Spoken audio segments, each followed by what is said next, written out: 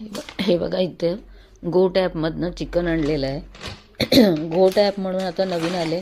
त्यांच्याकडे fresh chicken आणि मटण मिळतं आणि खरंच ते फ्रेश होतं. नाहीतर फ्रोझन असते एक ह्याच्यामध्ये, ब्लिंकिटमध्ये किंवा झेप्टो, फ्लिपकार्ट यांच्याकडे सगळ्यांकडे हे असते, फ्रोझन चिकन असते. इन्स्टामार्टमध्ये पण फ्रोझन चिकन त्या दिवशी आणलं होतं, तेवढं बरं लागत नाही ते. हे मात्र फ्रेश आहे. खरं हे सुद्धा आणून 3-4 दिवस झाले, फ्रीझरमध्येच ठेवलेलं होतं मी. आणि इथं बघा घरगुती मसाला आणि हळद घ्यायची होती, विसरले मी. आणि गरम मसाला, आलं लसूण पेस्ट आणि मीठ घेतलेलं आहे थोडं.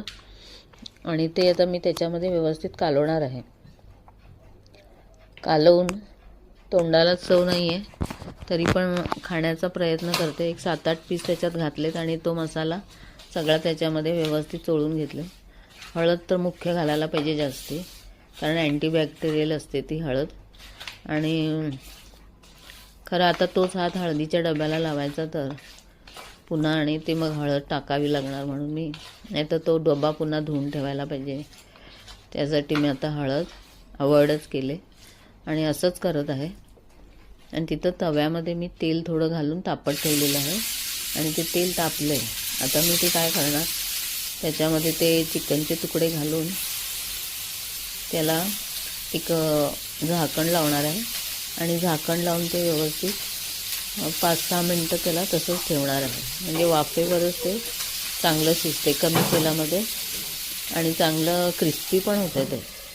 आता मी हे झाकण लावले आणि ते आणि हे आहे बघा मस्टर्ड ऑइल, कोल्ड प्रेस टाटाचं, तेच तेल वापरलेलं आहे त्याच्यात. आता 5-6 मिनटं झालेली आहेत, तर बघूया आपण आता झाकण काढून. ते रेडीच जर झालेलं असेल तर समजायचं की एका बाजूने शिजलं नाही.